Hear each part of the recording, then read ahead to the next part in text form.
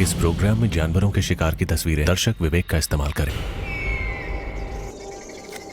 एक माँ के प्यार का जबरदस्त इम्तिहान होने वाला है। दो झुंड आपस में लड़ रहे हैं। बढ़ती उम्र का एक राजा इस शातिर इरादों का खुलासा करता है। किट्सो अपने सैनिकों को तैयार कर रहा है ताकि इन लुटेरों पर हमला कर सके और फिर से कब्जे में ले सके। पूला का काम कभी खत्म नहीं होता। इसकी बेटी हमेशा भूखी रहती है कि विरासत विकसित हुई है इम्पाला के बल पर, लेकिन अब इसकी नजरें टिकी हुई हैं एक छोटे शिकार पर।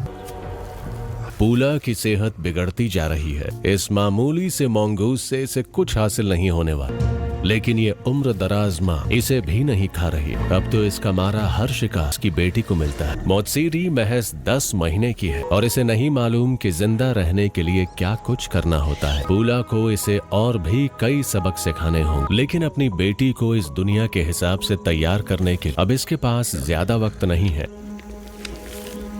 इन लुटेरों की वजह से पूरा किंगडम परेशान है। सत्ता पर अब भी कमांडर मामूत्सी का कब्जा है।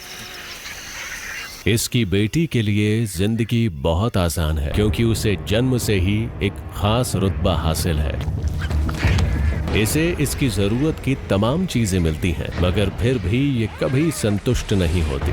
लसेरी को लगता है कि पूरे झुंड को उसके सामने सिर झुकाना चाहिए। उसके मुताबिक सारी अच्छी चीजें उसी की हैं। ये प्रिंसेस कम रुतबे वालों पर रौब झाड़ती रहती है और सब कुछ हथियाने की फिराक में भी रहती है। लसेरी एक खतरनाक रास्ते पर चल रही है। इसके खिलाफ गुस्सा भड़कने लगा है। ये अपनी औकात से कुछ ज्यादा ही छीनने लगी है। सबसे ऊंचे रुतबे वाली जिंदगी अक्सर अकेले ही कटती है।